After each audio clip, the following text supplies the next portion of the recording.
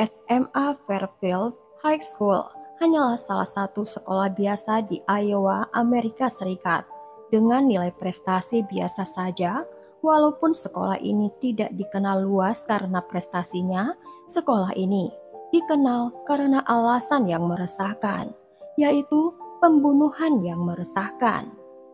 Pada tanggal 3 November 2021, ketika tubuh tak bernyawa Nohima Greber berusia 66 tahun, seorang guru bahasa Spanyol, ditemukan di bawah terpal di Chautauqua Park, Iowa. Tindakan keji si pelaku awalnya membingungkan penyelidik, namun tidak lama potongan-potongan teka-teki mulai terungkap siapa yang bertanggung jawab atas kejahatan keji ini. Fairfield, Iowa, terkenal dengan gaya hidup yang tenang dan dipadukan dengan nuansa kota kecil dengan kenyamanan kota modern. Nohima Castillo merupakan pendatang dari Meksiko. Dia lahir pada bulan November 1954. Dia merupakan putri dari Noe Castillo Aguilar dan Maria Concepcion Castillo. Nohima memulai karirnya sebagai pramugari selama 17 tahun di Meksikana.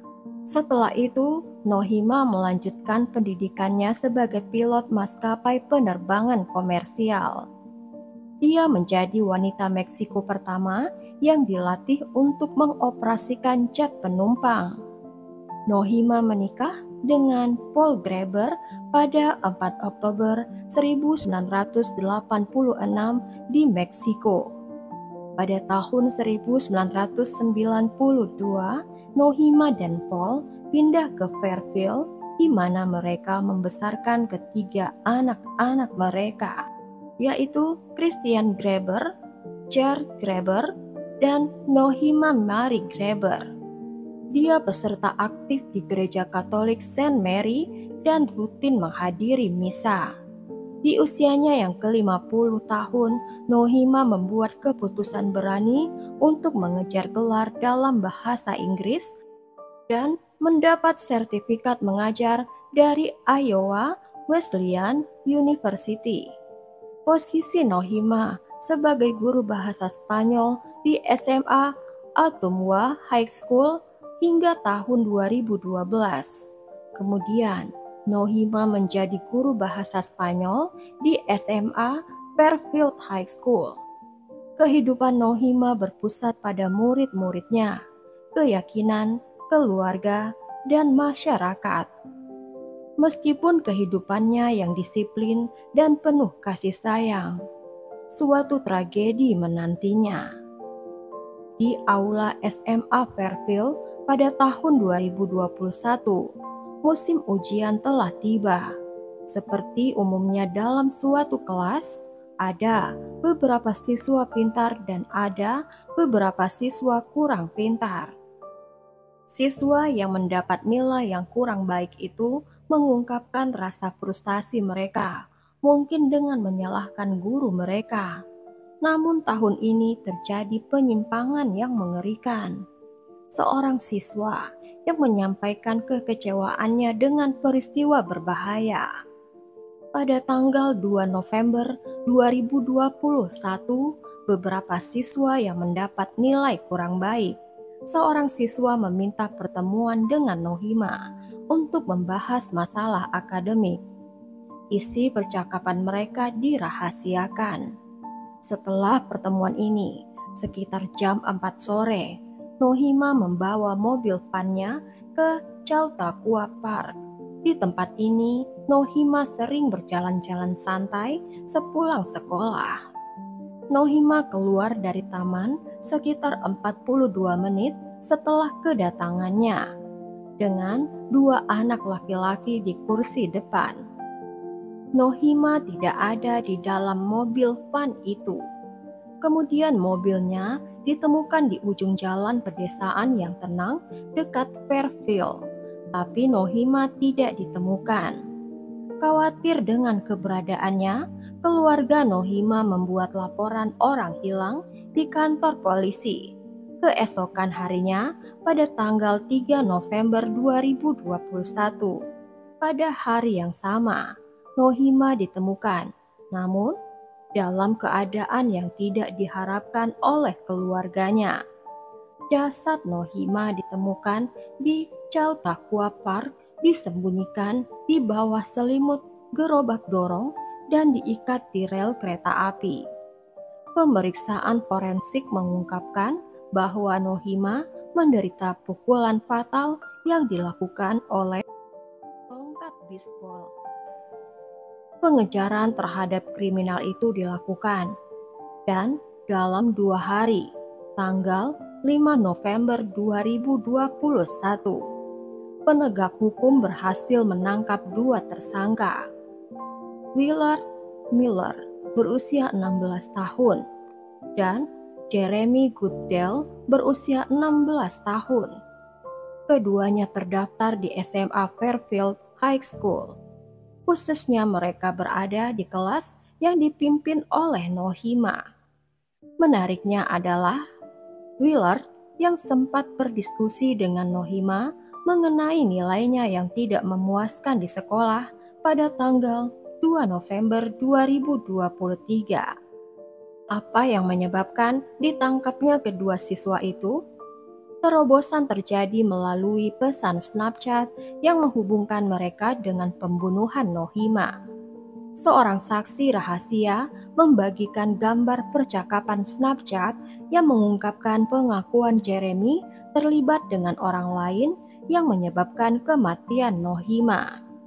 Saksi menyoroti pernyataan Jeremy yang tidak hanya memberatkan dirinya sendiri, tetapi juga secara khusus menyebutkan Willard dengan menyebutkan namanya.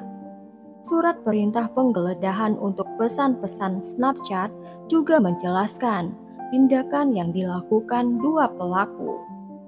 Diduga mereka sudah mengawasi Nohima dan pesan-pesan itu memberikan wawasan tambahan tentang rincian bagaimana mereka mengeksekusi kejahatan dan membuang jasad.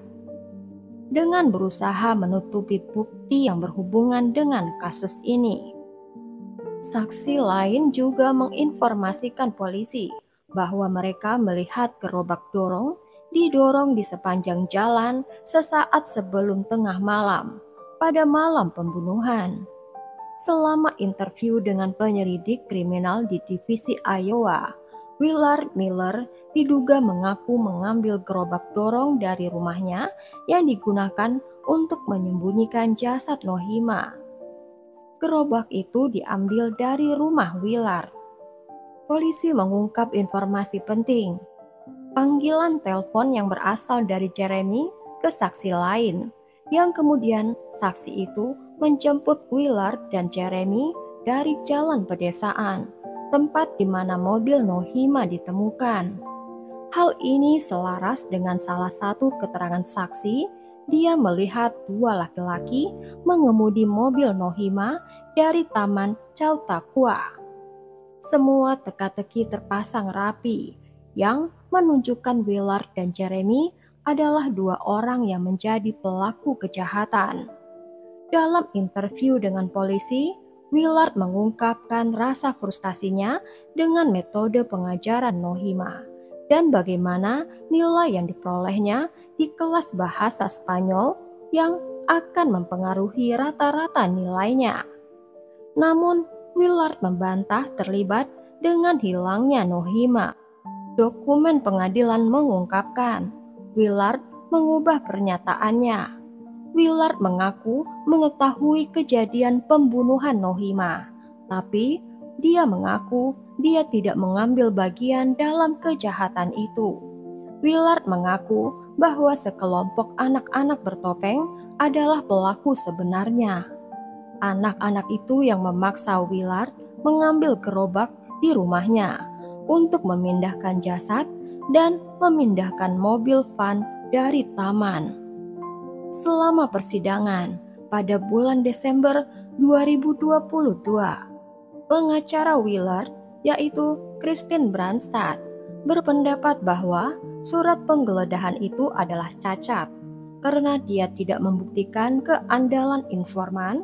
Namun dengan bukti kuat, persidangan Willard Miller dijadwalkan pada tanggal 20 Maret 2023 di Council Bluffs, sedangkan Jeremy Goodell dijadwalkan pada tanggal 5 Oktober 2023 di Davenport.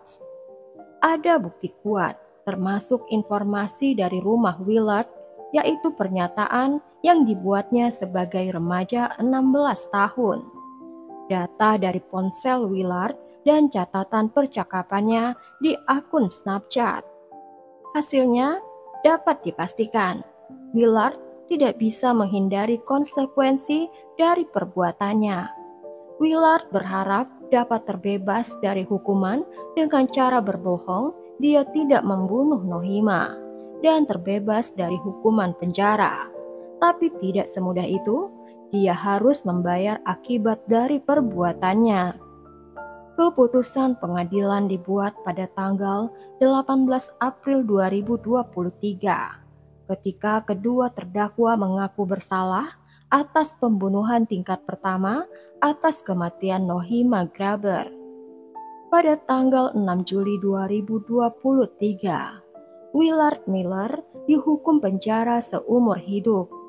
Dia memenuhi syarat mengajukan pembebasan bersyarat setelah 35 tahun. Di Iowa, pembunuhan tingkat pertama membawa hukuman seumur hidup. Namun, keputusan Mahkamah Agung Iowa mengamanatkan bahwa remaja yang dihukum bahkan karena pelanggaran paling serius diberikan kesempatan pembebasan bersyarat. Kepada Willard, hakim mengatakan, tindakan keji Anda mengakibatkan hilangnya nyawa Nohima Graber, memberikan duka mendalam dalam keluarga korban. Hakim menambahkan bahwa hukuman penjara seumur hidup tanpa pembebasan bersyarat mungkin akan dipertimbangkan jika diperbolehkan oleh undang-undang negara bagian. Setelah hukumannya, Willard menyatakan permintaan maafnya kepada keluarga Nohima Graber dan kepada keluarganya sendiri yang hadir di persidangan. Kakak ipar Nohima, yaitu Tom Graber, berdiri atas nama suami Nohima, Paul Graber, karena Paul sudah meninggal karena kanker metastatik. Tom tidak yakin permintaan maaf Willard itu tulus karena tidak ada tanda-tanda penyesalan. Jeremy melakukan perjanjian dengan jaksa untuk bersaksi melawan Willard. Menurut Jeremy, Willard adalah orang pertama yang memukul Nohima dengan tongkat bisbol. Sementara Jeremy sebagai pengintai. Jeremy mengatakan bahwa Willard memukul Nohima lagi sampai meninggal. Hukuman Jeremy dijadwalkan pada tanggal 23 Agustus 2023. Jaksa berencana menjatuhkan hukuman 25 tahun hingga seumur hidup untuk Jeremy.